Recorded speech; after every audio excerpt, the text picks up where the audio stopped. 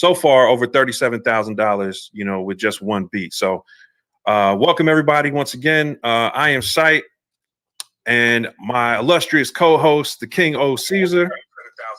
Hold on, I'm chipping. How y'all doing? God bless everybody. I'm glad to be here, like always. Hope you guys having a great day. All right, and my other illustrious co-host, the brother Lifted Noise. What's good? What's good, everybody? Welcome back. Welcome, Damahneee, man. I came in kind of late, so it's good to see you. I'm interested to hear your story. So glory be to God, and let's get this going. Absolutely. And once again, Mr. Damahneee, thanks for coming on today and agreeing to answer some questions. Appreciate having you on today, man. No doubt, man. I'm glad to be here and ready to answer all the questions too, man. No doubt. So we were talking a little earlier about how we got into wanting to do the pod with you today. And for those who don't know, on NPC Gang, the group we have with all the NPC users, we try to encourage each other and give each other information on different parts of the game, obviously using the equipment and things like that. But Damahneee came in and posted something that got a whole lot of eyes, a whole lot of traction. And it was about, well, let me see if I can just pull it up on screen, because I think it kind of speaks for itself. Yeah, I love emails like that. Yeah. Yep. That was the first one. The first one came in. Well, that was the second one, right? Because you said the first one was. Yeah, one of the first ones. Oh, man, I got 10,000. The first one was 10,000. The second one was $7,745. So that was a few months back, and that was a total of $17,000 that came in at that time. And the post went nuts, man. So we didn't have the podcast at that time, but you recently posted another one. And this one was, you received your Q2 royalty. Now, Q2 is second quarter of the year. Second quarter. Yep. And that was, if you guys can see it on the screen, $20,882.48. So between those two, you're talking about, man, yeah, you're talking about $37,000 all from one beat. And that's pretty impressive, bro. First of all, congratulations. Let's clap it up. Thanks, man. Love no doubt, appreciate it. I swear we need one of them buttons, the applaud button. Right. We need one of them. It's called an NPC. We all got NPCs. Yeah, I got that happen.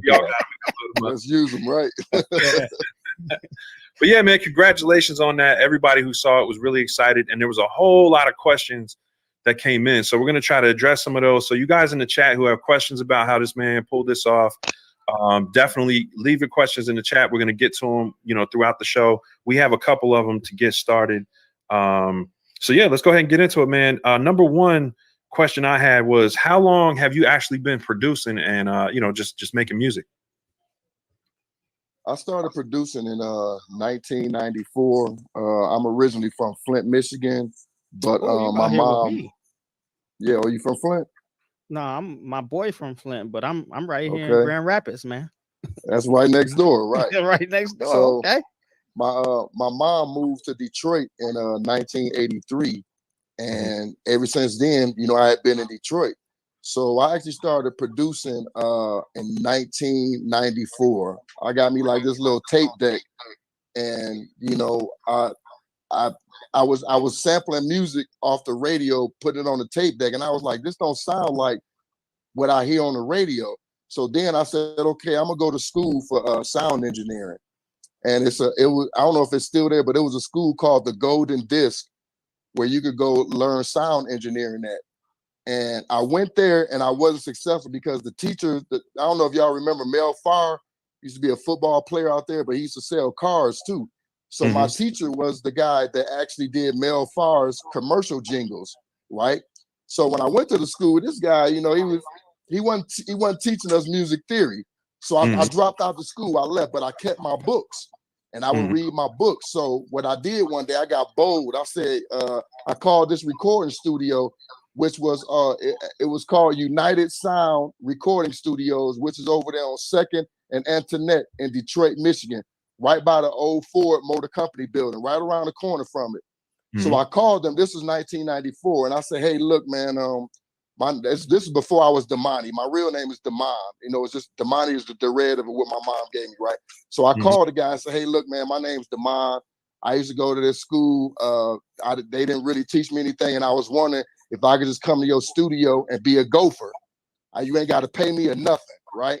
So he said, yeah, come on. And I was surprised because when I got there, it was students there who were interning from college. You know, some white kids was there, and they was asking me, what college are you from? I'm like, I didn't go to college. I just called up here and asked them, could I gopher in the studio? And they was kind of hot about that, but the guy I never get, it was a guy named Charles, man. If anybody know anything about the history of that recording studio, that's where George Clinton recorded all his music at. Anita Baker recorded the Rapture album there. Red Hot Chili Peppers recorded their first album there. So the first thing he told me to do, I'll never forget. My first job in the studio was to go clean up the basement. I'm gonna keep it 100 with you. Yeah. He wanted to see if I was gonna stick around. The basement looked like shit. But when I went down there, I saw all George Clinton old masters. I saw old envelopes that George Clinton had sent. I even found an old pack of weed papers that was in one of George Clinton masters.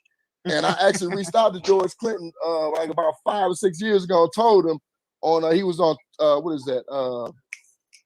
Twitter. And he was tripping because I found one of his old pack of papers. But long story short, that's where I began at. So my man started teaching me sound engineering, right?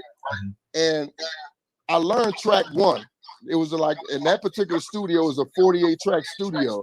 So when I learned track 1, I pretty much learned all of the tracks. And I got bored real quick. But behind me was the MPC 60, right? So I asked Charles, I said, yo, what's this? And he was like, this is a drum machine. So I started pressing the pads, and all this beautiful music was coming out. And now here's the thing. At that time, Charles told me that was Chauncey's sampler. Chauncey at that time was Jay Dilla, all right? So I didn't know I was fucking around on Jay Dilla's drum machine that was in that studio. So when I was punching the pads, I just kept hearing these dope-ass samples come out. I said, yo, man, what is this thing? And he said, it's an MPC 60 drum machine. I left it alone. I started realizing, I was like, I don't really want to be an engineer anymore. I want to play with this drum machine, right? So from that point, I went to Guitar Center. I got me a SP303, which is like, you know, it's what I would call a beginning sampler for the cats who couldn't afford a drum machine like an MPC at that time. And that's where I started to pick up the craft of how to chop up samples. At that time, I wasn't really adding drums because the SP303 didn't have drums included, and I wasn't smart enough to sample drums yet. Remember, I'm trying to be an engineer just to get to know music. So once I started, chopping up the samples, I realized, I said, okay, this is what I want to do. And then I let a bunch of years go by. I think I left music alone for a while and just, got to doing the work thing. But in 2008, I was actually living in El Paso, Texas. And a guy had a drum machine for sale at a pawn shop in New Mexico, right? So it was an MPC 2000 XL. And I went and bought it. It was like $300. Wow. From there, that's when I started to really grow in making beats. And at that time, I started, enhance on my craft. But at that time, I didn't realize it was, I knew it was a business behind it, but I didn't know how to intertwine the business with me just making beats. So my friend, whose name is John, was going to college to be a sports entertainer, right? And he told me, he said, look, D, it's this book that they make us study because for the guys that was doing sports entertainment to be lawyers, they made them study this book called This Business of Music. Even though they were going to be sports entertainers, they still made them study this book. So he told me, he said, look, D, you need to know the business side of this shit. So I went to B. Dalton, and that was let me tell you something, that book I think was like $100. That was the best $100 I ever spent because that's how I was able to get to know publishing. That's why I still retain 100% of my publishing and my writers. That's how I knew to sign it with BMI because that book showed me the game on a business level. Making beats and learning how to make beats, that's something that somebody can show you, but it's a rare person that's gonna show you the laws and what contracts what to sign and what contracts what not to sign, you know. Right. And that's why I learned that my work will never be a work made for hire. And if you out there and you sign a work made for hire contracts, don't do it. It's just like if I hire a painter to come in here and paint my walls, that's a work made for hire contract. That means that the paint is already here. I'm hiring you just to throw the paint on the walls, right? So that's what cats need to understand. Don't sign your music away by way of a work made for hire contract, because that's what the record companies in the 90s was doing. Like a lot of the rappers we fell in love with, loving their music, do not own their masters. Right. A lot of them don't even that's what a lot of guys, because they back in the day, that was really a contract made for session players, right? So if you back in the day of bands, when say Quincy Jones or somebody is producing the track and you were a dope guitar player, he would call you up, you would come in, you would play a guitar part, and you would sign one of those contracts. It basically means the production is not yours. You're just here to play a part in the production, but it's owned by the producer or owned by the songwriter. So basically they wrote it. You're just in there kind of performing a part. So that's pretty much what that contract is. And what you're saying is stay away from those at all costs, pretty much. Because here's the thing about the work made for hire contract. I can tell you come in the studio and make me a dog ass beat. And then if you sign the work made for hire contract, I don't even have to give you credit. I don't even have to say Dr. Dre produced this. I can say this is my beat. So I stayed away from work for hire contract. So that's why you see two separate fees. Or two separate payments on there. One payment they gave me the $17,000 and some change. That's because I own 100% of writers. The other payment is the publishing. That's where you saw the $20,000 and some change. So the reason why I put both those up there is because I want the brothers and the sisters to know that when you retain both rights, it's like you get double paid for doing something once. You know what I'm saying? So it's very smart for you to hold on to your publishing. I don't care what nobody says. If you want to do an administrative deal, you want to give 15% out for somebody to collect, okay. But as far as you just signing over your publishing, don't do it. That's why you saw me get 20 more thousand for something that I already did. That distro kid actually paid me for the streaming. They paid for the streaming. They paid for the downloads of that song. Song Trust only collects publishing. They collected the mechanicals. They went to TikTok and said, okay, this song was used in umpteen thousand videos.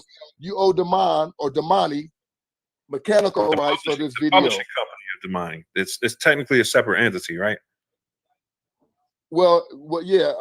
The name of my publishing is Def Dreams Publishing. So if you go on DistroKid or you go on YouTube and you click on one of my videos and you scroll down to the bottom, it's gonna have the little P with the circle around it, and it's gonna say Def Dreams Publishing. That lets you know that that's being published by me. Oh no, we lost him. Yeah, I think we lost him. All right, let me send him another invite. Man, it was just getting juicy. I know. We was just about to get it. We was just about to get into the meat and potatoes. Yeah, man. Hold on 1 second, y'all. Sorry for the delay. I had my knife out and everything. I was about to slice into some content over here. How y'all doing though? Like today? We're doing good. Same here, man. I'm just got him back. Yeah, sorry about that. All right, let's get you back in here, Damahneee. Yeah, you lost us, man. We was over here drilling. We thought we me too. I was like, oh, I'm giving out the gems, and then they gonna cut me off. It's too much. But yeah, you were saying with your publishing company, that you were saying the circle, the P with the circle around it was showing that it's published. That's your company that's published under. Exactly. That goes to show you that it's copywritten by me. So that goes to show you that if you own 100%, now I'm signed with BMI, but here's the thing: BMI does not collect royalties for your streams. They collect royalties for radio play, movie plays, and TV plays, right? Okay. DistroKid collects your streaming royalties. Okay. So believe it or not, BMI has not paid me a thing unless somebody uses that song in a TV, a sitcom, or a movie or something like that. Then I'll see royalties from them. But Go ahead.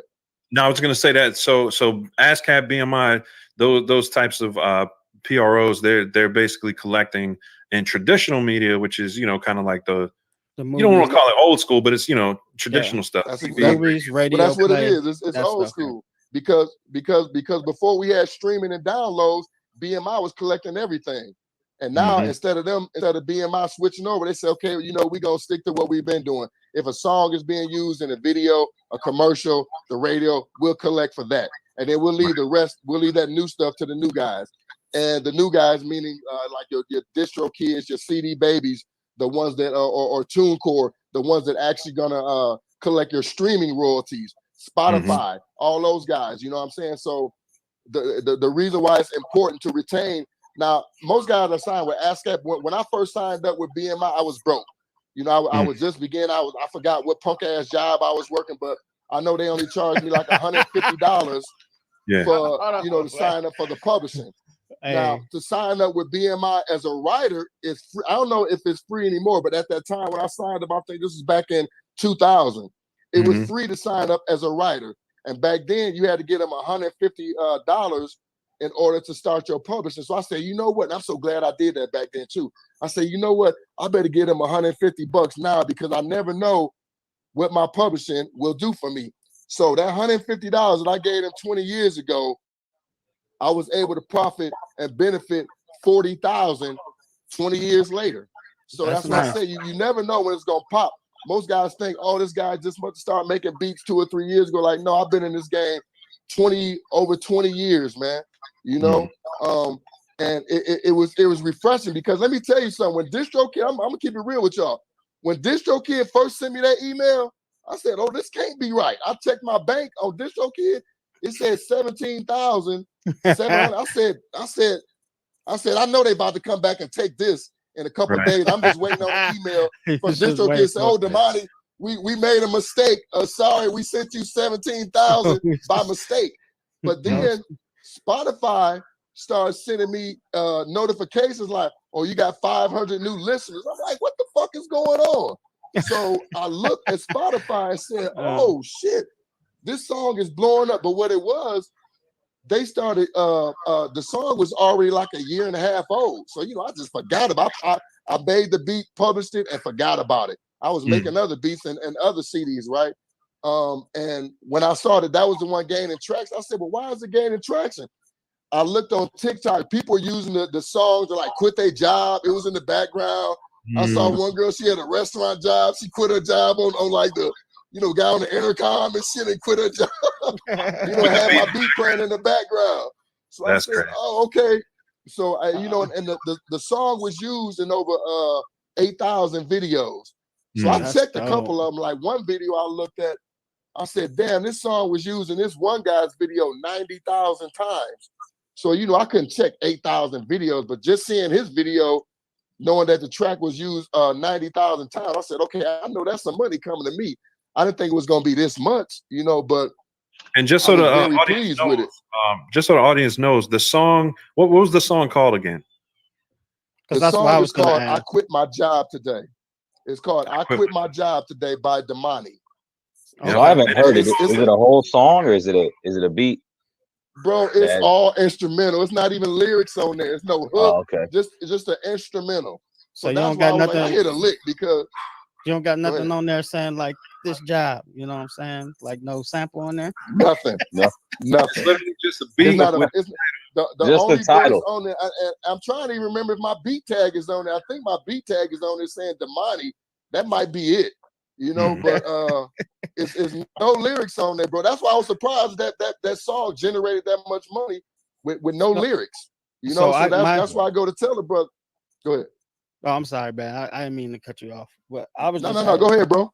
Like my question for you is like, where did you place the beat? Did you because you obviously you didn't put it on TikTok, so did you put it on like YouTube or did you put it or you just published it like through your publishing company or through DistroKid? So exactly. How'd you do this is what I do. When I make a beat, this is my format. I make a beat.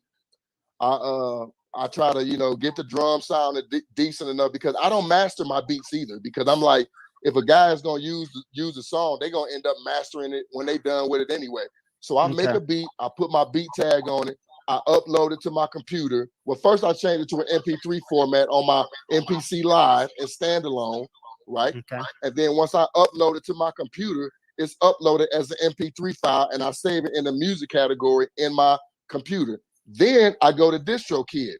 DistroKid is going to ask me, oh, you know, what tracks do you want to upload? Then you just upload your tracks, and from there, DistroKid is going to put that song on everywhere, pretty much iTunes, TikTok, Amazon, anywhere where there's digital music being downloaded. DistroKid is going to upload it to those platforms. And what happened was a lot, you know, because of that pandemic in 2020, everybody was quitting their job.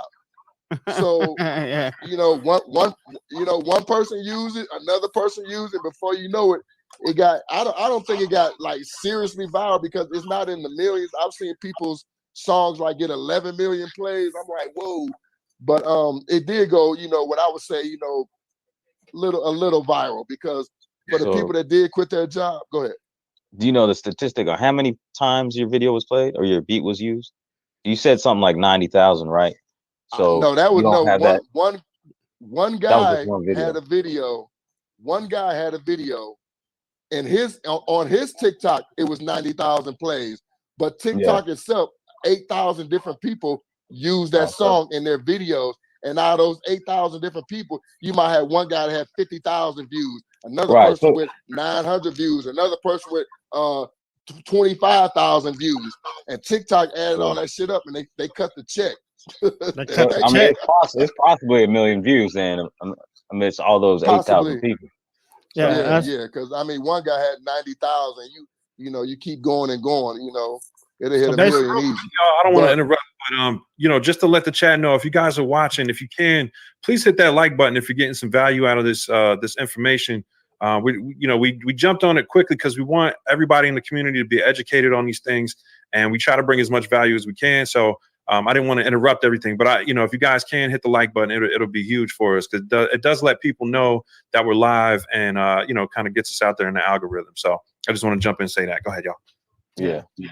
Well, that's what I was just curious about. Another thing I wanted to tell everybody too. Go ahead, Damahneee. Go ahead. No, keep going. I wanted to tell everybody this too, because I don't live in America anymore. So I live in Medellin, Colombia, and you know that's where Pablo Escobar did his thing out here. So what I want to tell people about that is that when you make music outside of America, you're gonna get more royalties because you know it's a BMI in London, it's a BMI in Spain, it's a BMI in Colombia. So the BMI in America is not the only one collecting royalties from you. I got, who is that? Somebody, damn, I can't remember their name, man. Sound something. I forgot, man. And I want to apologize. I'm actually registered with a lot of people in order to get royalties. But what is that shit? Damn. It's called Sound something, man. Forgive me for not remembering. But these are the guys that actually collect your royalties worldwide, right? Because if your song is being played in Japan, you're not gonna know.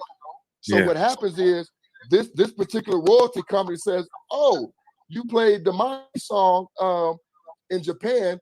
Damahnee's based out of Colombia. So that's how you start to get those international royalties too, because you still own or retain 100% of your publishing right. So publishing is very, very important to any beat maker / producer or whatever y'all want to call yourself nowadays. Keep your publishing. That is the most important thing you can do, because 15, 20 years from now, somebody want to use your song and give you $1 million for it. But I'm about to put y'all up on the real game too. Some of y'all might know, but NFT is the new thing out here too. I don't know if y'all are aware about that, but a lot of people making beats are turning their beats into NFTs. And what that stands for is non-fungible tokens. All right, this is the new shit, y'all. Get up on it. We got an episode coming up with that too. Shout out to the homie God Cloud. We're gonna get him on here to talk about that. I've been planning on that for a little bit, but yeah, it's definitely hot in the community, and we need to be educated on it. Is the platforms that you're talking about called SoundScan or Sound Exchange? Because we got that in the chat. Somebody in the chat. Sound Exchange. That's what it is. Sound Exchange. So that's the worldwide one. That's the one that Shout out to Ken publish your Stalwart. music worldwide. Yes, sir. They'll keep track And of good that looking stuff. for looking that up for me, bro. I'm so registered with so many people I can't even keep up. But I know Sound Exchange collects my royalties all over the world because basically they're just like BMI, but you got to realize it's the BMI in every country. It's not just the BMI in New York and the one down in I forgot, I think it's Tennessee, but it's those aren't the only BMIs. They have them worldwide because remember, the Fresh Prince of Bel-Air is played in Japan. It's played in Colombia. It's played all over the world. So who's collecting those international royalties? It would be people like Sound Exchange and the BMIs of those countries and nations. So don't think that your royalties check simply stops in America. If you being downloaded in Japan, you made money in Japan too. So stay on that publishing and get those royalties. But I know y'all going on that NFT thing on the next couple of shows, but I want to tell everybody right now, get up on that. That's something I'm about to embark in because what it is basically like I only made one song rapping before. I made a song called Ball Out, right? This is when I was fresh into producing, and I wanted to get the guys from Detroit to sign on my label, right? But nobody was signed on my label. So what I did, I wrote a song called Ball Out. And I wanted just to show everybody like, yo, I can get y'all digital. Now, this was back in 2001. I wanted to show everybody like, yo, I can get you digital distribution, just sign with me. And of course, nobody signed with me. So that was my venture off into, producing even more. But the new thing right now is where you're going to be making music, and instead of everybody having the rights to this song, you're gonna make the song an NFT to where you'll sell this like song. Like maybe you say, I'm gonna make 10 tokens of this song, but I'm gonna sell each token for $5,000. And whoever buy those tokens are the only persons or people that actually own that particular song. So I just want to put everybody up on game because I'm gonna start stepping on some toes with that too. Yeah. But and when you say song, like you can sell the rights to the song, right? Is that pretty much how it works? Like you can split the rights up. Using kind of sharing your royalties, then, right? Bro, y'all nailed it. Right now, this what you can do. Like you can the way they have it set up to like say if I make a track, I make a beat today, right? And I turn into an NFT. I can sell that beat for $1 million, and it'll only be one person that owns that beat. And inside of that NFT, I can say, okay, look, you actually own 50% of the publishing to this beat as well, right? But here's the icing on the cake. If that person that buys that NFT for $1 million from you, there's a thing on the site where it says that every time that NFT sells, you can collect 10, 20, or 30% of the residual income that the person who originally bought it from you, whoever they sell it to, you can get 30% off of that. So every time the NFT sells, you'll still get money off of it, right? So you're getting a percentage off every transaction in the future.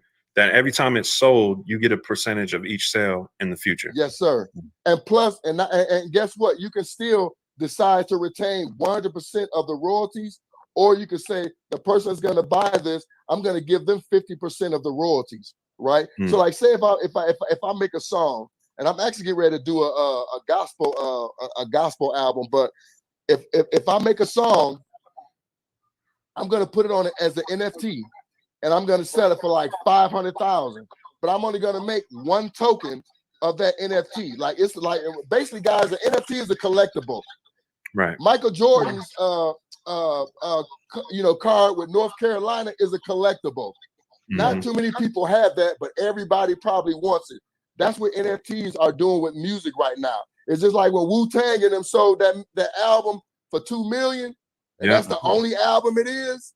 Yeah. That's a fucking collectible. So they do a lot of stuff with NFTs. Like NFTs, they use that for art, all type of stuff too. Like it's like people make digital art. We're gonna get into it definitely. I think NFTs are definitely the future. Go ahead, Raul. My bad. I didn't mean to cut you off. No, not at all, man. We won't go into it. I've heard some crazy stories about the art world and NFTs. So it's a lot. You said we're having a dude come on. He specializes in NFTs. Then the homie God Cloud. He's a producer, dope finger drummer, and I think he was the first finger drummer to put out an NFT with finger drum and stuff. So really dope dude.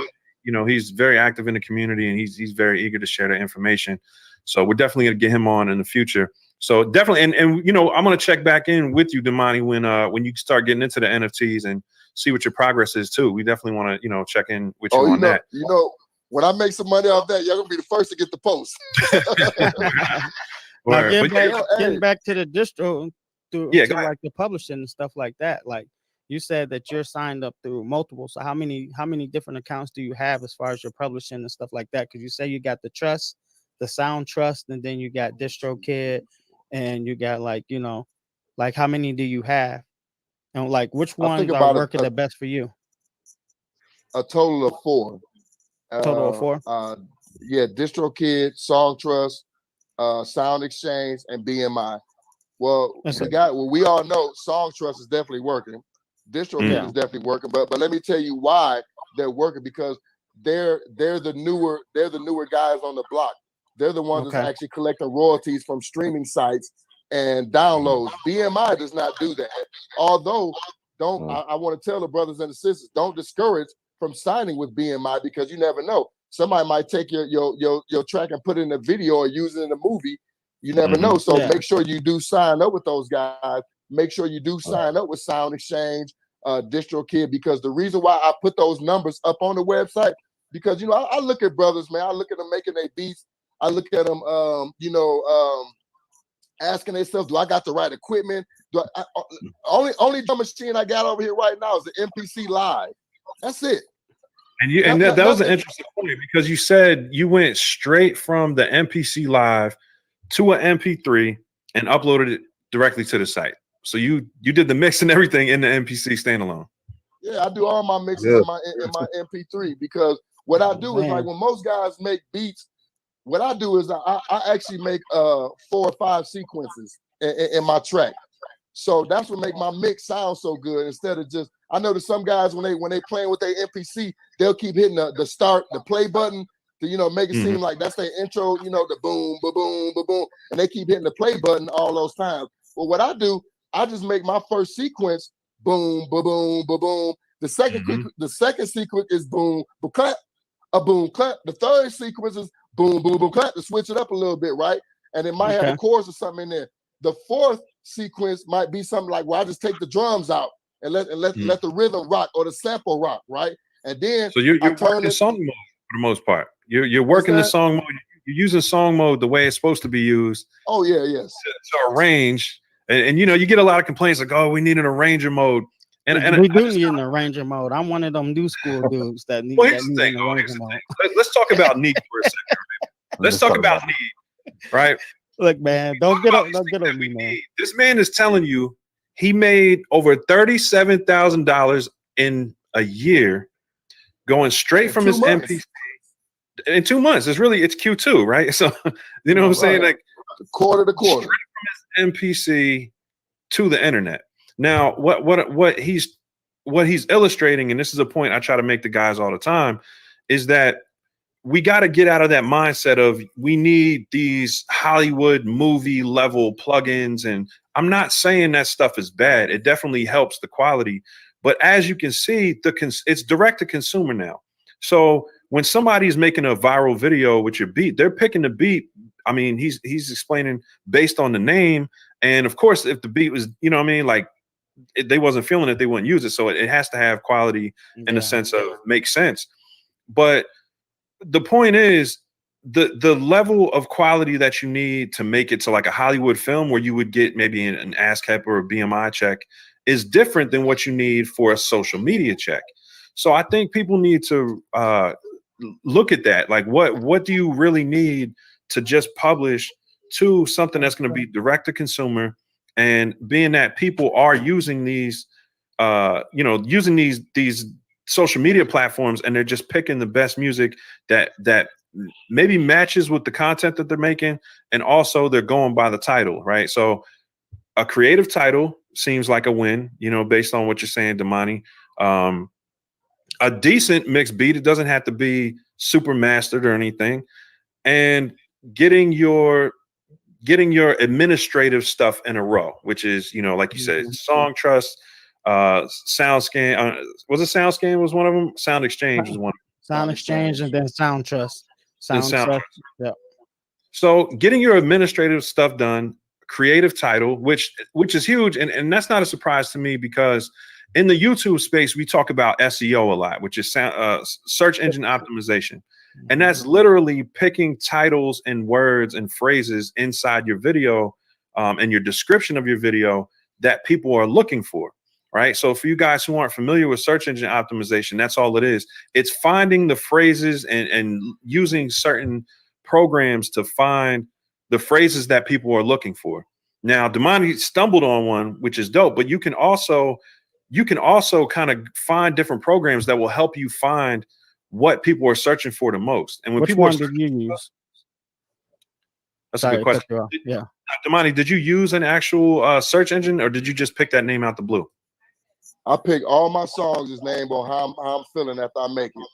That's how I do mine too. And that one, and the funny thing that I never even quit no job. I was too broke to quit a damn job. I'm like, but when I make so much music, I'm like, man, if I could quit my job today, you know. So that's why I named that track I Quit My Job Today, when in actuality I didn't, you know. But what it was during the pandemic, it was a different style for you too, right? Like you said, it was more of a pop style that you normally don't do.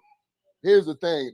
The reason why I said I called that track I Quit My Job Today is because usually when somebody quits their job, they're in a transitional type of mood. They first they got this little mad mood because they quit, but then they have a inspiration side to them too. Like, what's next? What's gonna be next for me? I just quit this punk ass job, so I'm looking for something better now. So you usually feel good and you usually feel bad, right? So if you listen to the track, it's a pop tune. I mean, real talk. If you think about it, it's something that kind of uplifts you when you do quit your job. And for the record, y'all, that was a splice sample. Yeah, that was a splice sample. I made 40K. Also, you just made a lot of people mad, man. I know, bro. That's why I told them. They mad now, bro. All I did was add drums. You know, like you make, you get the Kool-Aid and you just put the sugar with it. You just put the sugar on it. That's all the fuck I did, man. 40 grand. 40 grand, bro. I'm still gonna play devil's advocate with Sight though, because we still need an arranger, man. I hear everything you said was completely 100% true. Let me tell you, still need an arranger. We still need an arranger. Realize how powerful, hear me out. Realize how powerful your sequencer is in the MPC. That's what made MPC one of the greatest machines in the 90s, bro, because everybody was you could take this sound out, you could add this sound in just by way of sequencing, and the transition is smooth. You don't hear no clips, you don't hear no gaps, you don't hear any of that when you do your sequence, you know. And I listen to some guys' beats, I can tell, I'm like, all right, that's the dog beat, but I can tell he's not using the sequencer to the fullest. Like, you might want to take some drums out, you might want to just let the hi-hats roll and take the kick out. You might want to like just take the bass line out, let the hi-hats and the Tims roll with the sample, right? So all that sounds smooth when you're using your sequencer. Like sequence 1 could just be like the intro to your song and maybe your beat tag, your beat name drop, right? Sequence 2 is like what you do in sequence 2, you mute your beat tag, you mute the intro, and then have your, what the song is gonna be like in sequence 2. And all it does is just smooth transition. Now on that particular song, is really not a lot of sequencing going on. But if you listen to some of my other beats, I mix them all down before I send them out because I don't want it just to sound so repetitive, even though some of them do. But when you kind of drop the drums out, kind of take the sample out, just let the drums roll, it just gives a little different flavor sometimes, or it gives the rapper a little room to, showcase something. He might showcase a funky bar or a funky metaphor he might say when the drums have disappeared during that particular sequence, Well, so I told you guys are 100% right, but we need an arranger mode just because the Force got one. The Force got one. The Force really got hitting one. that We point. deserve one. Yeah. Well, because so they should have never got one for you. before we got one. I'm Well, just mad. I'm mad at the guy. I'm curious, King of Caesar. Have you Have you not done any arranging in the MPC? Do you like just? I have. I set it got. up? I got multiple beats that I've done. Like I can use. I can use. I can use song mode. It's just the fact that, like I said, where I come from is the DAW world. So I'm just Yeah. used to an arranger. You know what I'm saying? And I Well, feel but like I can move faster with Yeah. arranging. I let still me for most of my beats, I still track them out and put them in like Logic Pro or like Pro Tools or something like that. I still do that to this day. let Like me tell you you'll something though. rarely find me like arranging. Only time I arrange is like when I like have the MPC live with me and I'm away from like a computer. Then I If arrange you it like that. if you use your song mode, like the way you use your song mode, use your sequencer like that. And I'm telling you, they're gonna turn because so I use song mode. That's when I'm changing the song in the MP3. Song mode is basically it's just taking all the sequences that I created and smashing them together to make that song. So the real power is in your sequence. That's where you're gonna drop the drums at. That's where you're gonna like add like something that's not in sequence 2 in the sequence 3 and 4. Now song mode that's just what it is. It turns into a song. It basically runs your sequence 1 to 5 all together and create that one song. But song mode, you don't want to use that to drop drums. You really can't even drop drums and stuff like that in song mode. You want to do that when you using your sequencer. And then when you're done with your sequencer, say, okay, this sound good mixed like this. Now you press song mode and MP3 and then upload the computer and boom, there you go. And Yeah, I don't master none of my beats either because I'm like, if somebody's gonna take my beat and go to the studio, they're gonna master the track anyway. So why even waste my time? But what I do, I try to make sure that the drums, because remember, I went to school for sound engineering first before I got into production. So Yes. what I try to do is make sure that the sound is gonna come through clear, whether it's on some headphones, whether it's on this big ass kicker I got over here, some or the little mini ear pods. So that's where you want to make sure that your mix sounds good and not even good, just like decent. Because like I said, once the rapper is done rapping over your track, he gonna take it to go get it mastered anyway. So why do a double master? You know what I mean? It's just like and you save yourself money and time because when he's done with your track, he gonna go take it to go get mastered anyway. So every beat of mine that's been published, ain't none of them mastered, not one. Well, see, I know how to use the song mode, and the song mode is good. I'm not saying that it's bad. It's just like I'm not as fast with it. Part of the thing that we talk about on this podcast is like being, and we haven't even asked you yet if you like, if you have kids and stuff like that. But like on brand, on brand, what we do though, it's like we try to navigate like doing the music producer stuff like with having kids. So it's like whatever I can do that's faster than me for me. And right now that's still the arranger, man. Because I can like literally I can get so much done with the arranger and the like I said, setting up my sequences. Like I know how to set up my sequences and do it. Like I've made multiple beats, in the MPC and sequence them out. But like literally all I have to do is make one sequence, bounce that, and then I can arrange like quick. I get all the stuff that I want. In That's that one a lot sequence. of work. It sounds like more work, than is. really just making more sequences in your MPC and bouncing it out. But that's not really. I'm gonna make a video and show you. Hold on. I'm planning to.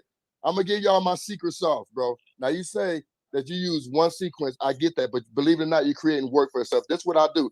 On the MPC, it's a copy and paste mode, right? Mm-hmm. So what I do is that first I'll make a beat and I have everything running on sequence 1. And what I'll do is I'll copy sequence 1 to sequence 2. But when I copy it to sequence 2, I'll mute out the my beat tag. I'll mute out like the bass line that I started the track with. So there goes sequence 2. Now I'm gonna copy and paste sequence 2 into sequence 3. In sequence 3, I'm gonna probably add something different in there. So I'm telling you, I know what you're saying. It does sound like convenient just to have that one sequence, but believe it or not, when it's time to say, "Hey man, drop them drums," you got to go all the way in. It's too much, right? If somebody tell me to drop the drum, I'm be like, okay, I know in sequence 4, I ain't got no drums in sequence 4, so boom, I can just turn the knob and go right to sequence 4, no drums, or no hi-hats. I see. That's exactly how I do it. I think it just comes down to how people work in. THEKINGOCAESAR, he may just be more visual. He may be more visual. So he's doing the same thing, when it comes down to it, it sounds like, but he's using the visual to remove, because he knows where maybe the kicks are, the snares, and when he wants to take them out. And you may be doing it by ear, like how I do. But I do agree with the King of Caesar that, you know, having an arranger can be a lot faster, because I've been in that world. I've used Logic and I've done it, and you know, I thought, yeah, it'd be cool to have that. But the song mode if you learn it, and it kind of pushes you to use your ears and kind of visualize it in your mind. But it is all the same thing, just different tools to get there. And you know, I think people work differently. So it's just, I think the key point is just to not let your tools or what you don't have keep you from publishing work, right? Because what I see more often than not is, and I'm guilty of this too. You know, I tell people all the time, Standalone Soul as a body of work is it's my sample pack series, but it's literally the first pieces of music I've published and put out to the world in 20 years. And that's kind of embarrassing. You know what I'm saying? Like when I look at it, because I've got hundreds of beats on my MPC, and I've always found excuses why they weren't done. And really, realistically, I should be publishing them. And then people were like, oh, you know, well, you know, being an artist is good to be, you know, take your time with your art. That's true. But it's also, when I think about what I'm losing out on here, and you know, Damahneee doesn't have any kids, but for those of us who do have kids, we're talking about legacy here, right? When you do these publishing things that Damahneee did, when those checks, if something happens to you, Lord forbid, you know what I'm saying? Like, we're all young men here, but you know, life happens, anything can happen. If something happens to you, those checks keep coming. Those checks, you know, if people are still using your music, those checks keep coming. And it's like every beat that you put out there is kind of like a lottery ticket in a way, you know, and it's not even as risky as a lottery, in a sense of, you know, if you take the time and try to name your beats creatively, which is a lesson we're learning from this situation. Definitely.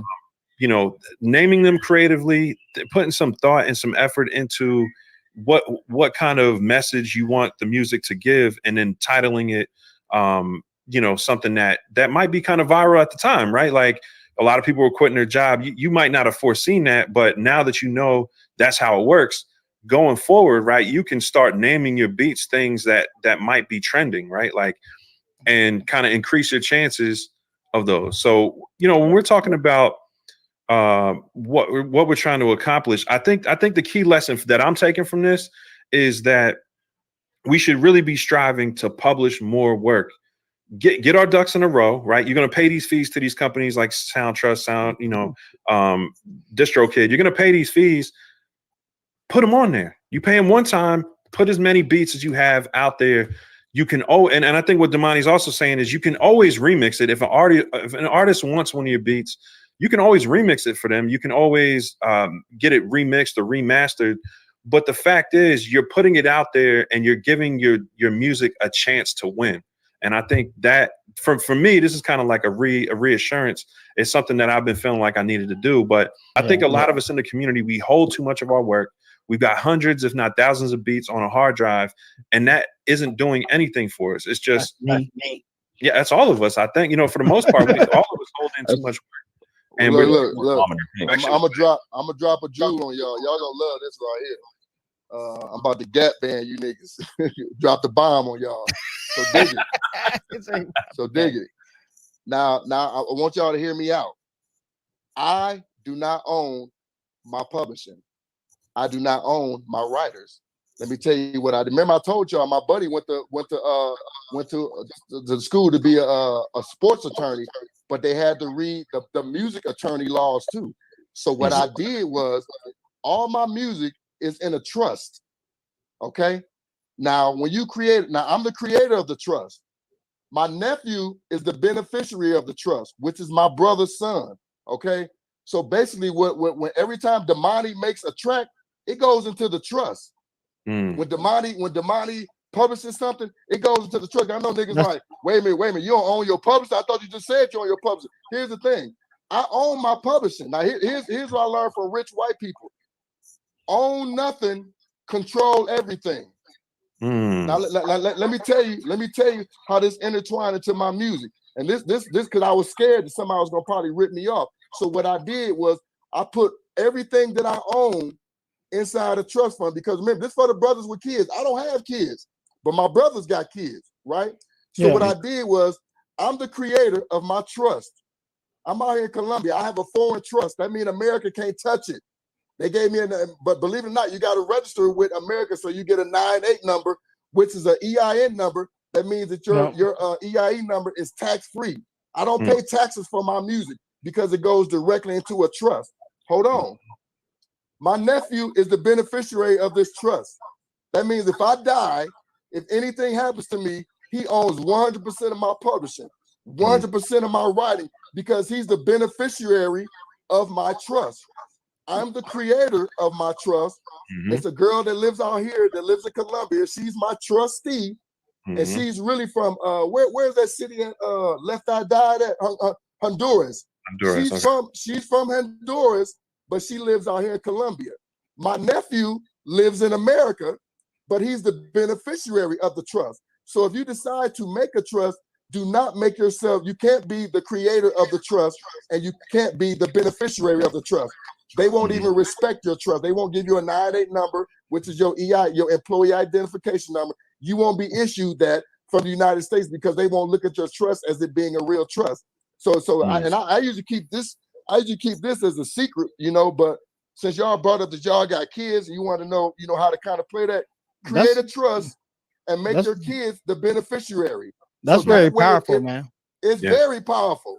It's because, like I told you, my boy was going to school to be an a sports lawyer, right? Okay. But he told me, he put me up on game. He said, this was a book we got to study, even though we ain't going to be doing nothing with music, but they make us study this book. And he said, yo, you need this book because you fuck with music. And like I said, that was the best $100 I ever spent at B. Dalton.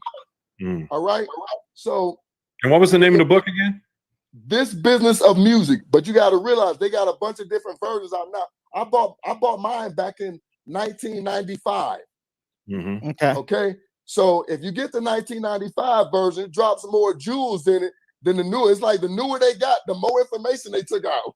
I was like, wait a minute, my book, they not telling y'all some shit, right? Yeah, I wouldn't have thought of that. You think about it in the reverse, because like the new ones will have updated information, but looks like they're leaving some stuff out that's still valuable. That's good to know. They leaving a lot of the new books wasn't even thick. Like my book was thick like a Bible. The new ones look like a little magazine or some shit. I was like, oh, they keeping a lot of shit out. So we got to find the 1990, what, 1996? You want the 1995 edition. 1995. Yes, sir. It's called This Business of Music. It's the 1995 edition, bro. Okay, now I got this. What is that? See how thin that is? Plain and simple guide. It's plain and simple. Yeah, okay. and you know why they say plain and simple? Because they took some jewels out that motherfucker. Remember, my buddy was going to school. This was like, he was in college for this shit. It was like mandatory that they had to study that book. Like I said, he didn't want nothing to do with music. He just wanted to be a sports attorney. But they made them study that particular book, and he came. I thank God he came to me with that book because I got a lot of knowledge on it. But real talk, for the guys out there that's listening, y'all on here that got kids, if you worried about what's gonna happen to your music when you dead and gone, publish everything you making right now and create a trust and leave it to your son, your daughter, your grandmama, the neighbor down the street. I could have made anybody my beneficiary, but remember, I don't have kids. All I got is 2 French bulldogs here with me, right? So I can't leave it to them, right? So I said, damn, who am I gonna leave these royalties to when I'm dead and go? I said, my nephew, right? So believe it or not, my nephew is the richest motherfucker I know because he actually owns all my music. He actually owns all my publishing. He actually owns all my writers because when it narrowed down to it, and if I die and somebody go to court, all he got to do is take one piece of paper saying, look, my uncle left me everything. Here's the trust fund right here. And he going to have the EIN number to the trust fund because what happens is, because I'm in Colombia, I created my trust out here. So it would be untouchable in America. So if somebody be like, oh, I'm going to sue Damahneee, even though I don't fuck with nobody's samples unless they clear. But just in case, somebody say, oh, I'm going to sue Damahneee because I don't like the shirt he got on today. Well, you can sue Damahneee, but Damahneee don't own shit. Damahneee controls the publishing. Damahneee controls the writers. My nephew owns the publishing. My nephew owns the right, and because of that, I made him the beneficiary in the trust. So long story short, y'all, it's very easy. You create your own trust. You make anybody but yourself the beneficiary of that trust, and you good. So that's very important. I'm glad, because like when we think about like the stuff that we're gonna leave our kids, we traditionally think of stuff like 401k,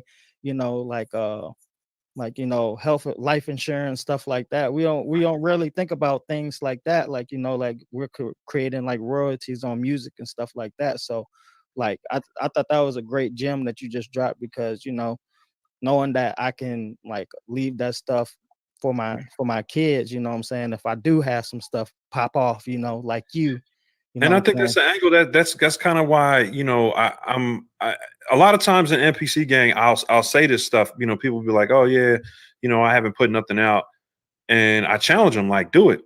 And it's not like I'm better than, because I'm not doing it as much as I should either. Like I'm working on things and legacy for our kids, but a lot of us in the music space and creative types, we're always thinking like, oh man, am I really benefiting my family by doing this thing that I love? And I think this situation kind of illustrates that there's a lot of potential value on our hard drives, and it's not doing anything, but it's not wasting away. But if that hard drive crashed, that's a lot of potential value down the drain, right? So we got to put everything out, is what you're saying. I'm saying there's no reason not to, other than, think about it this way. If you put something out and it's whack, why do you care if somebody thinks it's whack? Like, right. So Damahneee was saying that's one of his most like hated beats. He didn't even like that beat like that. Nope. Is it your biggest earner? Yeah. 40 grand off a beat with no rappers used it. Instrumental, it was used on TikTok. And like I said, that was a motherfucking splice sample. All I did was add drums to that and publish it. Yeah, so man. I know it's guys. And let me put y'all up on game too. The new shit on Splice is like I try to upload an album. I upload instrumentals every couple of months, right? So what it is, Splice is creating a race amongst us producers, because what's going on now is that when you try to upload through DistroKid is going to tell you, hey, this song has been used by another rapper or another artist, right? Because what DistroKid does, they have some kind of tracking device on all those Splice samples, right? So when you upload to DistroKid, Apple iTunes is going to send you an immediate message saying, oh, you can't use this track because the rapper down the street is using this track, and they tell you the name of his song and everything. So now, because the last time I tried to upload, I had like about 3 songs I couldn't upload because another producer beat me to the punch. And what I mean by that is that they uploaded the track before I did. So now I couldn't even upload it. Now I could still upload it to my personal website, but as far as getting it on iTunes, Amazon, TikTok, wasn't gonna happen, because now Splice is what they're doing. They're creating a race amongst all us producers. So everybody's got a Splice account like me. If you find a good sample, you better hurry up and make a beat and publish that motherfucker quick, because the guy down the street from you probably got that same sample, and if he published it before you did, his beat is going to go up there first, and they're going to reject yours. Let me ask you a question though. Like when you use the sample, did you use the whole sample or did you chop it? Because I think that only applies if you chop, if you don't chop it, right? No, if you use the sample and it's the same sample, like I said, they got some kind of detection on those Splice samples to where Apple iTunes know they're gonna be like, nope, this song has already been used and blah blah blah. You can chop. I mean, well, if you chop it up and speed it up, different maybe, because that was a couple things that I haven't done to some of those Splice samples. The ones that I did use, I just ripped them for what they was. Like I took it off Splice, put some drums behind it, and published it. Okay, that was it. And I think that's the content ID system, which is, it's also active on YouTube. Yes, sir. It's basically there's just ways that these machines now are able to pick apart, beats and they're on point too, site. Like I mean, they're quick. Like we're not talking about days. We're talking about as soon as, like I remember I uploaded a video and like right when I was uploading it, they was like your part of your video is partially muted because you use this, and I got like a copyright claim. And somebody in the chat was saying, play the beat. And that's why we can't play the beat. We'll get a copyright strike. Somebody handle his business. You know what I'm saying? Well, here's the thing. Here's the thing about that. If you know somebody, like say if y'all want to use my music, right? What happens is you have to let me know what video you're going to use in it, and YouTube's going to send me something and say, hey, Damahneee, these guys are using your song in their video on YouTube. And YouTube will give me the opportunity to whitelist it. Whitelisting means that, they can use the video, they good, no problem. And that's through DistroKid, right? YouTube. What happens is YouTube is going to send you an email saying, Damahneee, this person is using your track and their video. Do you want us to take it down, or do you want to whitelist it? Whitelist means that you're going to say, hey, that person can use it, great, no problem. But if you're not comfortable with them using your track, then you just, check off and say, no, I want that taken down. And guess what? Don't leave your beat up there. You're making money. Because you never know. I mean, I know it's fucked up that they didn't ask you, that they didn't get the permission from you first. But thank God that YouTube alerted you about it. So that's why I don't have beef with the content ID system thing. I'm cool with that because they basically let me know that Damahneee is an opportunity for you to make money. Because this guy is using your beat, although his ass didn't ask you. we telling you that he using your beat. So and that's what I was just. You never know, the guy might go platinum. You get royalties off of it. That's what I was just gonna say too, because I remember watching like a podcast, another podcast, and they was talking about like that, where people are putting different people's music on there, and like most of the time the artist will let you will allow you to have it. Like I had a Doja Cat sample on mine. I can have it on there without having a copyright. I got a copyright claim, but it's not a copyright strike. So what they're doing is the song is still on my, or it's I partially muted it or took it out. I forgot what I did with YouTube. I got it taken out, but I could have kept the song on there, and Doja Cat would have received all like the money that I would have made from it. You know, I got a remedy for that. I got a remedy for that. You can Dr. Dre that shit. And what I mean by that, Dr. Dre, if you notice, Dr. Dre used to use a lot of George Clinton samples. So niggas in Detroit, we was already hip to when Dr. Dre was coming out with shit. We like, that's George Clinton shit. But let me tell you what you do. Right. I like how you said that. So this how you do it, bro. Well, Dr. Dre, what he will do, and this where you might, this is where like Sight was saying, this where that work made for hire contract comes in at.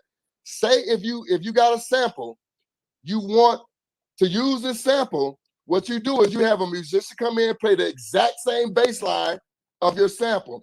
You have a horn player come in and play the exact same rhythm that the horn is being played. The drums exactly, right? So now, if that's recorded in your studio, you actually own the master to that recording. So now you just saved yourself a couple $100,000 because now you ain't got to ask 4 or 5 people, can you use the master recording to use that sample? You just saved a couple $100,000. You ain't got to contact the record label. You still got to pay the songwriting royalty. Hold on, let me finish. You still have to pay mechanical rights because you're still sampling someone else's music. The point that I'm making is that once you have those musicians come in the studio and they play the sample exactly how the original sample is, you actually own that master recording. It's cheaper to pay out mechanical rights than to pay for master sample recordings. Trust me. All right. Dre been doing that shit for years. And that's how he made a lot of money off that, because he didn't have to pay George Clinton original record label for sampling. Well, that's what JoJo did for herself. Yeah, I don't know if y'all familiar with JoJo. The white girl. Walk out for just a second, y'all. My bad. Give me just a minute. It's my son's birthday. We gotta sing happy birthday. Okay. Dad beats. But no, JoJo, what she did is because she was having trouble with her record label. She couldn't get out of her deal and stuff like that, and they wouldn't let her out. So, like, what she did is she went independent, and got like a new team, but then she re-recorded all her songs. You know what I'm saying? So then Exactly. she put those songs out because she re-recorded them. She owns all the She masters. owned the master recording. There You you know go. what I'm saying? See? So then she put So you she know put I ain't out the lying. same album. She put the same album that she put out that went like platinum back in the day. She re-released that in like 2018 or 2019. You know And what I'm collect saying? all the royalties in her pockets. For that. Now I Brilliant. don't know what she pays for, like, you know, like the songwriting, because obviously like whoever owned the original record that she had, because she didn't own the masters to that, the record company did. So I don't know Right. like how that worked, like as far as like what Well, she had to pay the for that, the pay out for that. mechanical royalties is equal to the songwriting, right? So the music itself. No, it's not. No. The mechanic. Here's the thing. All three of us in the studio, right? We signed to a record label, right?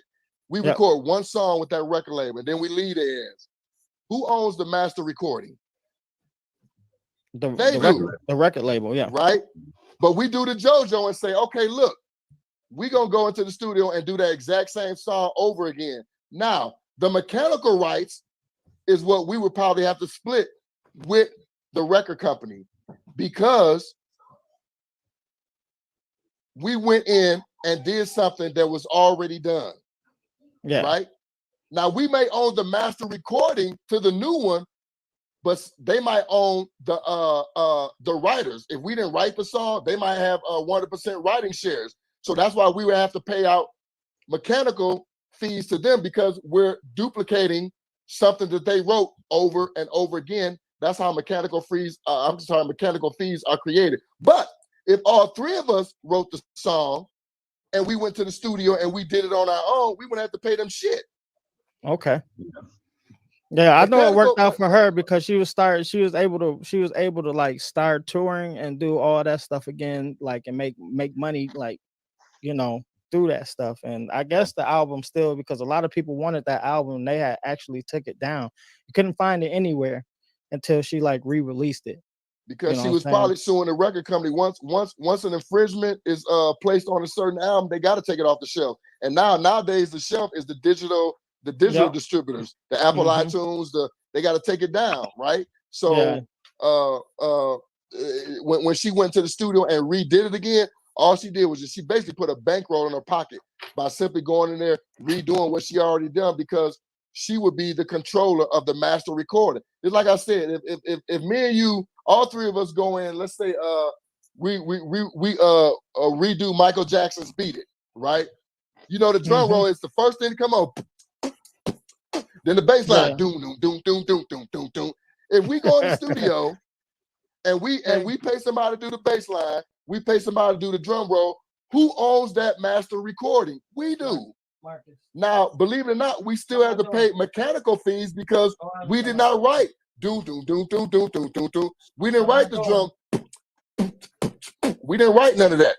So we still have to pay out mechanical fees. The reason why I brought that up is because Dr. Dre found a way to pay half when you're going to sample somebody. And when I mean half, like he just knocked out the original record label. And those are usually the ones that would charge the most, because they own the master recording, right? Right. So basically, if we went in the studio and we sample Michael Jackson's Beat It, who will we end up paying? We'll end up paying whoever owns the masters to we own the masters. Oh, you're talking about when you re-record it. Exactly. Yeah. Who was the original writer of Beat It? You was Michael Jackson. Who was the original producer? Who was the original producer? When you re-recorded, it's you, right? No. The original producer. I don't know who the original producer of Beat It is. So Quincy Jones, right? Yeah. Quincy. Who was it? We would have Quincy Jones. It was Quincy Jones? Yes, we would have to pay Quincy Jones mechanical fees, because Quincy Jones originally produced that track. But we went in the studio and we redid it, which was a remake of that. Yeah. But we own the master recording to what we just did in the studio. We own that master recording. So if I sample something, I'm going to sample off our master recording. However, I'm still going to have to pay mechanical fees to Quincy Jones because Here's a he question. was the original. Okay. Here's a question for you. So you're talking about mechanical fees. Can you clarify that? Because one could assume you're still paying royalties, or is that like a one-time fee that you're paying? Well, when you're sampling something, there's two people you got to pay: the original master recording owner, which is usually the record label, and the people that actually wrote the song. And that's why sometimes sampling can be very expensive, because you might want to sample a song where 7 people wrote the song. That means you got to pay all 7 of those people to sample that song. So it's really nothing left for you, right? So that's why people go into the studio and they redo the song so they can knock out the record label of the master recording side. Because usually when you sample, you got to pay 2 people. The record label, who usually 99% of the time, they usually own the master recording, and the people who actually wrote and produced that song, right? So just like me, every time like that beat that I did called You Quit Your Job Today, who owns the master recording to that? Me. Yeah. Because I did that in my home studio here. So if you wanted to sample that, you would have to come to me for the master recording, and you have to come to me for producing and writing, because I wrote the drum program on there. There's no lyrics on the song, right? And the sample is a splice sample, but it's a royalty-free sample, right? So you would have to come to me in order to get mechanicals to clear the song, because you're going to be distributing the song to Apple iTunes, Amazon. That's where your mechanical sample clearance comes in, right? And the fact that you're if you take it directly off of what I made, like if you don't go in the studio and redo my drums, redo the splice sample I use, that means that you're taking it from my original track. That means you're pulling it from my original recording, which is my original master recording. I mean, you got to pay me again. Okay. So the best way to sample is if the best way, the cheapest way, is to go in, record the track on your own, replicate what you're hearing, and then sample what you just created in the studio. That way, you only got to pay one fee, which is going to be the mechanical fees, and that's going to be to the people that originally wrote the song, the people that originally produced the song, and the master recording. The record company always want a lot of money. They're like, "Oh, you want to record off what we created?" They always want a lot of money. They want their money. Where can where can like is there a specific like link or something that people can go to because I keep seeing a lot of people in the chat talking about they want to hear this beat. Like we want to hear this beat. Pull it up on pretty much anything. You can go to Facebook. I think Instagram. You can do a story, and then you can put it up in the story as well. The quickest way, because I'm gonna share another story with you. I actually had the beat removed from YouTube, and the reason why I did that is because YouTube, like when you click on my name, another motherfucker's music was playing, and it pissed me off. I'm like, damn, this guy getting traction off my name, but it's his music playing. So because I own 100% of the publishing, I called. I sent a text to DistroKid and say, look, remove my songs from YouTube. They using my song, my face, my album cover to play another motherfucker's music. So they removed the song immediately. So you're not gonna find that song on YouTube. You can go to my website, www.damahneee.com, which is basically my name.com, and you'll hear the track there. It's not on YouTube, it's not on Facebook, or you go to TikTok and click on somebody's video. Yeah. You can go. I see it on Instagram. I created a story, and then you can choose your music. You hit the little music button, and then I just typed in your name, and it came up. So I know that's one way to do it. And thank you, DistroKid. Yeah, you know what I'm saying? and that's people got to realize, like a lot of these, social media. It's not just TikTok. All these social media platforms now have a stories mode. In the stories mode, you have the option to add music. So when you publish on DistroKid and things like that, it puts you in those as well if you choose. So yes, sir. It's just more ways to make money independently. So if you have beats sitting around that you don't really, maybe didn't sell or haven't been earning money on the lease side, give it a creative name, and try publishing it. Take a shot, because it's not, again, getting back to it, it's not making you any money on your hard drive. It's just wasted space, really. So publishing, this just kind of like winding down. Publishing your own material is always going to be the best way to go in this current environment. Which is, it's direct to consumer. The quicker you can get your music to people who actually can use it, the better off you're going to be. And I think there are cases, a lot of people are trying to get placements and things like that, where it might be a conflict with that, where if you have something in the public domain already, maybe an artist might not want to use it. But as you guys know, with say a guy like Dilla, right? Before he passed away, he had Donuts, and then you hear guys, 5 years down the line, using beats from Dilla's instrumental album on their albums. So it's not that you can't get placements if you have stuff published already. You definitely can. If the music is hot enough and an artist wants to get on it, you can always use it again. How many times have people jumped on, there's certain beats that have been used like 30 times. Yeah, man. You know what I'm saying? So I think the moral of the story is, don't be scared to publish your work. Don't worry about not having the right equipment or, everything being perfect, because as this situation shows you, it's more about knowing how to operate, learning the part of the business that you need to know. And even that, Damahneee, I'm sure you learn as you went, right? Like, it's not like you knew all this stuff from the rip. You probably, kind of learn as you went, right? Oh yeah, man. And like I said, you got to realize I would make beats. And I know how the brothers feel, man. You make a beat, like, what am I gonna do with this? How do I get this to a rapper? I was glad when the CD Babies and the TuneCores and the Distro Kids came out, because they gave us a platform. That's your platform right there, y'all. If you making beats and you letting that shit sit on your hard drive, shame on you. Shame on me, for on real. you, because you basically got a bunch of checks that you refuse to cash. That's what your hard drive is with your music. You got a bunch of checks. Noise a beat. Man, cash them checks, bro. Because here's the thing: if somebody would have told me, Damahneee, you're gonna make 40,000 off this whack ass beat you just made, I would have never believed it. But I publish my beats anyway, because I don't know what's gonna pop.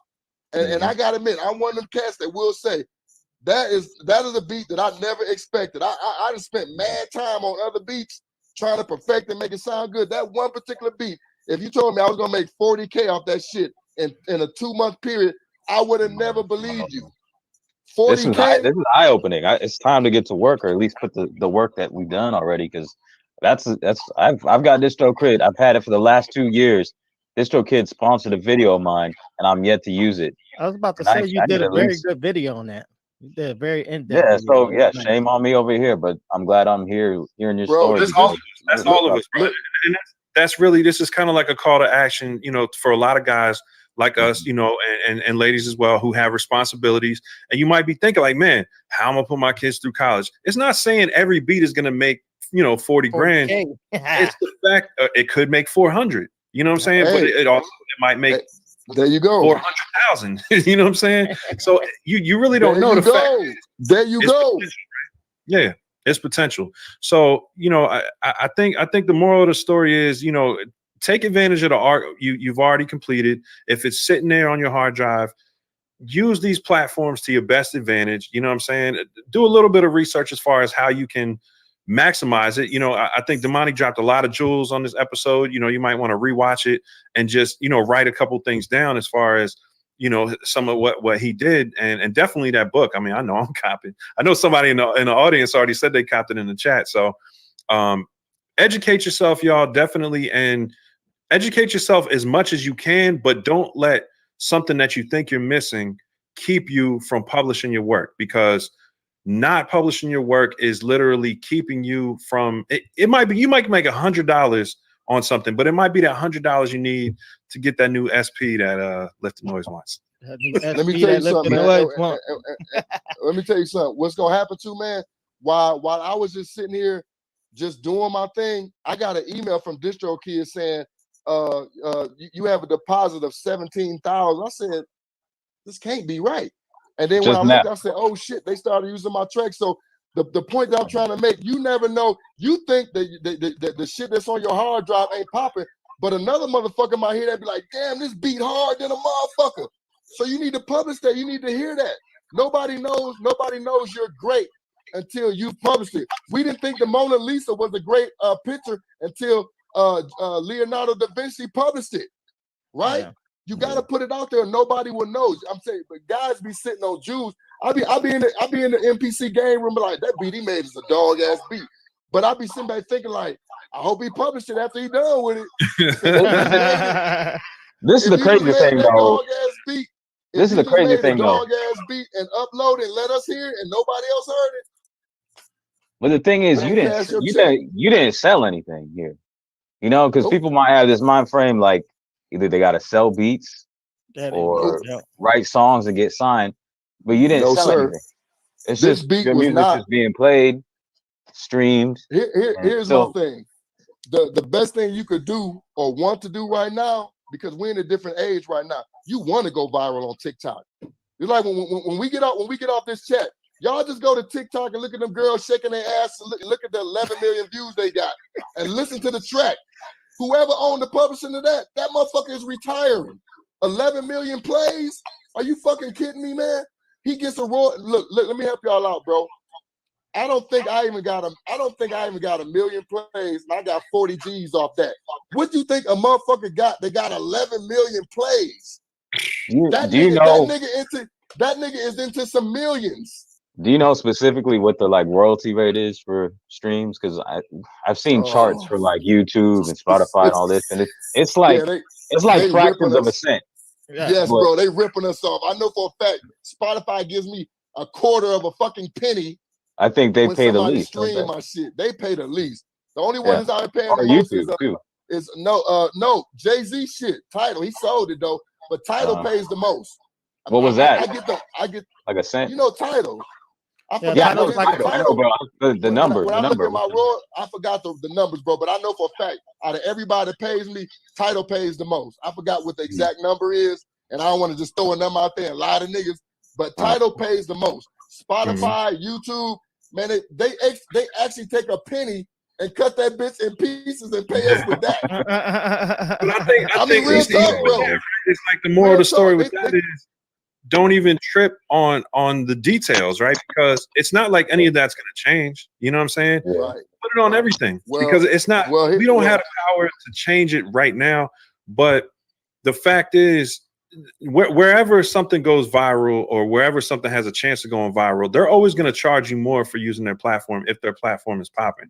So Tidal's able to pay more because I think they paid like double or maybe triple what the industry standard was, but they only had about like 8% or 10% of the traffic. Market. You know what I'm saying? So you would need to get 10 times as many people on the platform in order to justify the difference. So I think the point of it is just get your music into one of these publishers, publishing organizations or websites, and just put it on as many platforms as you can. Because as artists we're getting ripped off in a way, but I don't think anybody's going to be unhappy with $40,000 on something that, like you said, they didn't have to sell, right? You put it out there, you let the people, and this is the new digital economy. You put your work out there and you let the people decide what's hot. You no longer have to wait for somebody to tell you your stuff is hot. You let the people decide. And I think that's really the major key here, man, is having faith that your work is going to connect with someone. And that's, everybody here that has a YouTube channel, that's what we do, right? Like we make a video and it's not like we hope it goes viral, but we just hope it connects. And you never know which video is going to get more traffic than the next one. But the fact is we're coming on here every week, every few days, really putting out a video and rolling the dice with it. And this is just another way of monetizing content, YouTube, but it's the same premise. You put work out there, you let the people decide what's hot, and every once in a while you're going to have a win. You don't know how much it's going to be, but if it's on your hard drive, or in this case, where we're speaking, if this information's in our head, in our mind, it's not going to do anybody any good. You know what I'm saying? So, on my camera, my batteries went. Your camera just went out. But Damahneee, what was the name of that book again that you said that you read? The name of this book is called This Business of Music. This Business of Music. Remember Yes, the and I author? purchased now I don't remember what edition that was, but just Google the one from 1995. That's when I Okay. bought it. So one more time, because I'm answering it for a person in the chat. I'm trying to go through the chat and, like, you know what I'm saying, No problem. and answer some questions that we have in here. This Business of Music. This Now Business of Music. they have several different editions, but I noticed that the older one had all the contracts that fucked up all the rappers in the 90s is in that book. Okay. And when you learn contracts, you learn this business. You know what I Okay. mean? That's how I realized that publishing. I realized how important publishing was. I realized how important writers was. That's why I still retain all that shit to this day, because the reason why I posted those things in the NPC gang room is because I wanted the brothers and sisters to see, like, yo, this is for real. If you own your publishing, you would get paid twice for something that you did once. They could have just gave me my writers and said, okay, we gave him 17 and some change for the writers, but since this nigga owned his publishing, we got to pay his ass again. Now, so my you want to question. retain your publishing. So my question for you too is, like, okay, so if they get the 1995 version, do you think they should still copy like a updated version of the book too, just so they can Absolutely. get some of the newer Yes, sir. points and the newer? Yes, sir. Because it is Yes, different, sir. drastically different from 1995 to. Yeah, you're not gonna have all Yes, that sir. internet marketing and you know DistroKid stuff in there for so. But you're right. But the thing about the one from the 1995 is that they were super focused on contracts. Okay. I know, like, ain't nobody gonna run shit on me. That's probably why I never got signed, because I knew not to sign half the shit that motherfuckers was giving everybody back in the 90s. You know what I'm saying? So that the 1995 version, you definitely want to copy, because it's gonna make you stronger as far as signing contracts. So when somebody shoves something in your face, you'll be able to immediately look at it and be like, oh no, that's no benefit to me. You want me to give you 45% administration fee for what? Yeah. For what? You know? So yeah, I definitely would say cop the old one and the newest one, because basically you can take the knowledge from the contracts, because you still do sign those contracts, right? But you're gonna have a today's age to it. Like, you know, as far as the distro kids, you're gonna have the digital aspect of that particular law that you're gonna accept too. So yeah, I'll definitely say cop both of them, you know. And if my phone goes out, it's because I got 10% left, but for right now, we good. Well, yeah, we probably, because I know we're trying to hold these things to like an hour, and we're already 28 minutes. But this has been a great conversation. So, you know, it's not even a big deal. And like always, like we got our supporters out here, man. The chat is going crazy. I think we should like go in the chat and check out, like, read at least some of the questions that we have in here. Let's definitely answer something with this 10% left, because I'm using I got an iPhone, and you know the plug is the damn charger thing too. I can just take it off, put it on speaker too, though. I thought about that. Hold on. Yeah, I think someone was asking about the book itself, if it was a blue cover. Is that the one that you have? Yes, sir. It's a blue cover. It's a blue cover with yellow lettering. Somebody found that motherfucker quick. Now somebody asked Rojo, I think that's how you say it, Rojo. He said, is it true that if you don't collect them by 3 years that they disappear? I'm guessing he's talking about the royalties. Yeah, like if you get a payment or somebody, like, you gotta collect on them within 3 years or they disappear. Is that true? Some companies actually do that. If you don't pick up your royalties, they call it blacklisted. And what I mean by blacklist, not nothing negative. It just means that we had these royalties sitting there for 3 years, nobody collected them. The company that collected the royalty will just keep it. Yeah. Okay. So go ahead, keep going. So that's why it's good to have like different people collecting. Like I got DistroKid collecting my streaming royalties, but I also have Sound Exchange collecting my streaming royalties as well. But they're doing it all around the world. You see what I'm saying? And they pay quarterly, while DistroKid pays monthly. So it's kind of like Sound Exchange is kind of watching DistroKid to make sure they don't try to fuck me over, because what's gonna happen if Sound Exchange send me a check and DistroKid don't? I'll be at DistroKid door like, hey, you motherfuckers owe me some money, you know? So and I think it's good to know the difference between those and knowing that you should have all of them, because I believe Sound Exchange does something like what's called non-interactive radio versus what's known as interactive radio streaming. So exactly. it's like Pandora, where the user doesn't get to choose the song. So it's kind of like radio, but in the digital realm. So they're collecting for that as well. Like they collect, like it's like, just like you said, Pandora's gonna play your track without anybody requesting it. So Sound Exchange will collect that royalty. Okay. There's another great question in here.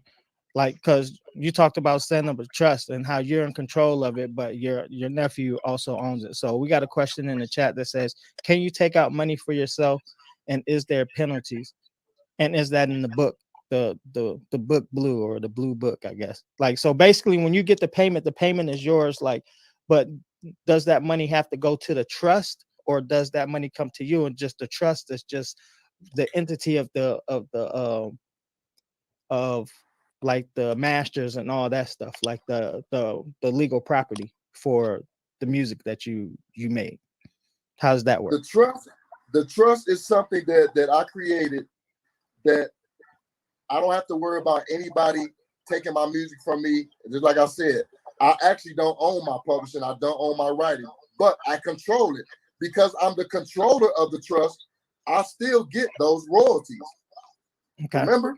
So my nephew is the beneficiary of the trust. That means when you try to come sue Damahneee, you're not getting a damn thing from me, because Damahneee don't own nothing. So it's kind of like having the equivalent of having like a LLC in business, kind of like you're protected by the trust, kind of, because you're signing yourself. So the trust is basically you're creating, in a sense, or that's going to be the entity that receives all the funds. And it's kind of like you're working for that trust. Okay. So I made a post the other day about, I own my companies and I only work for my companies. So basically I have a media and branding company. And now my wife and I, we have a real estate company. So I only work for my companies. Okay. I'm not going to let anybody else hire me. And it's the same type of thing with music, in a sense of like when you're creating work, those companies, anything that I put out are under that company's name. Okay. I mean, it's gonna be I Am Sight is the I guess you could say entertainer or the artist, but who signed me is my company. So I'm signed to a company which I own. So I think the people are trying to figure out, though, how's that work with the payments, because obviously the money goes. Are you talking about the trust? Yeah. So the money goes to the trust. How's the money, like, how does that work? Like, do you have to pay yourself a percentage, or is there any rules to that? Remember, I'm the creator of the trust, right? So when y'all saw me post that 20,000, I have options. I could take that 3,000 and put it inside the trust, and I still own it. It's still mine. But who's the beneficiary? My nephew. So technically, by law, that's my nephew's 20,000. Technically, by law, my nephew owns the publishing. Technically, by law, my nephew owns all my writing. But remember, I'm the creator of this trust. I can demolish this trust today if I want to, because you're the administrator of the trust too. I think that's a position when you start the trust. The administrator really has control. You got three people in the trust. There's the creator, which is me. There's the trustee, who's sort of like the administrator, because she's going to be the one that's going to disperse everything. But who is she dispersing everything to? My nephew. It's only one beneficiary. Now you can make your whole family the beneficiary. You can make the cat down the street walking down the block the beneficiary. I hope nobody. I say like that to make it fit. Well, I think at the end of the day, it is a more complicated subject, and I mean we could probably spend an hour or two just talking about trust. I mean that's something that it's a detailed legal thing, and you probably want to speak to somebody who knows. I mean, you want to learn about it as much as you can, but you probably want to consult somebody on a lawyer, or I think it would be like a financial planner would help set you up with a trust, right? Well, or did you just do it yourself, Damahneee? I'm gonna tell you what I did. Because I know trust law, I know that America can't touch a trust that was created outside of America. Mhm. Y'all understand that? Once you get to, because this all the people is getting ready to go hire a trust attorney, he's gonna tell you exactly what the fuck I'm telling you right now. Because my trust was created in Colombia, America has no jurisdiction over that. Now here's the funny part. You actually have to register your trust in America, and they got a 1-800 number for that. You call the number and tell them, hey, I created a trust outside of America in Colombia, and they're going to issue an EIN number, which starts with a 98. They're basically going to give you an EIN number that's tax-free, so you don't have to pay taxes on the trust because it wasn't created in America, right? So there's only going to be, to make this real simple for y'all, there's 3 people in this trust. Creator, me, I'm the one that created it. My trustee is a girl that stays out here in Colombia who's originally from Honduras. Who's the beneficiary? My nephew who stays in America. So you got to have 3 people that are not connected with each other, what makes your trust legal. Trust me, you can Google that and find that out, But the reason why I created my trust outside of America is because I didn't want America to have jurisdiction over my trust. Now you can create a trust in America, but America might still have jurisdiction in the trust, because when you go to get an EIN number for your trust, they might not issue you an EIN number that starts with 98. 98 is EIN is an employee identification number. If they issue you one of those and it doesn't start with 98, that means that America has jurisdiction over that particular trust. Which isn't that bad. It's just that I want to make myself harder to be sued by anybody in America. Right. So that's why when you try to come at Damahneee and my assets, all my assets are in the trust. What are my assets? My publishing, my music. You can put your drum machine in the trust. You can put that hat that you got on in the trust. You can put those microphones that y'all talking on in your trust, so nobody can touch it. And then when you die, you can say inside your trust, you can put in there, oh, I want my microphone to go to my grandmama. I want this hat to go to my uncle. I want my drum machine to go to my wife. All that could be inside the trust. Okay. Absolutely. So it's like a vehicle to protect your assets, and it's really a pretty deep subject. You know what I mean? So, Rojo is up in here with the questions. I'm sorry, like yeah, no, that's all good. But I got to wrap it up, fellas. How I know everybody's probably trying to running up against it as far as time. We up at about like an hour and 40 minutes. Yeah. I think y'all want to close with? Well, we gotta first of all, we do since Damahneee is the guest of the show. Do you have anything you want to shout out? You have your website. What you have going on right now? Definitely check out my website, y'all. It's www.damahneee.com. It's basically my name.com. But what I want to do, tell all the other producers, I don't do this to create haters. I do this to motivate y'all. I'm 47 years old and I'm just starting to make money off of it. Y'all see this gray hair? Okay, don't. When somebody in the club and they dancing to your beat, they not sitting there saying, I wonder if this was made on the MPC. I wonder if this producer is 35 or 15 years old. A hot beat is a hot beat. Get it off your hard drive and publish it and cash out and get some money. Big fact. Up, man. Yeah. Now, just housekeeping with us. Like, first of all, like I just want to thank the chat. The chat has been amazing. Everybody that follows us, we thank you guys for coming and joining us today. You know what I'm saying? And all the weeks that we've been doing this. Now, like, obviously, we got Sight. He has his standalone soul. He got 2 parts out. 3rd part is probably be coming soon. If you guys want like a great sample pack, go check it out. You know what I'm saying? Go download it. iamsight.com, right? Yes, sir. Or standalonesoul.com. Yep. All the links will be in the description for this stuff. Like after the video, all the links will be in there. Lifted Noise has merch that you can also purchase. You know what I'm saying? If you guys want to support us, this is the best way to support us. And like we say every single week, we really appreciate you guys and what you do, because it wouldn't be possible for us to do this stuff if you guys didn't support us. And as we can see in the chat, man, you guys are in here deep rocking with us, man, from the gang and everywhere. So we really appreciate y'all. Sight, I want to say thank you for giving us the MPC Gang platform and me being able to express how I actually did this, because this is what brothers need to know. So I want to thank you for having that platform, because if you had that platform, I would have never posted, what I made. So thank you, brother.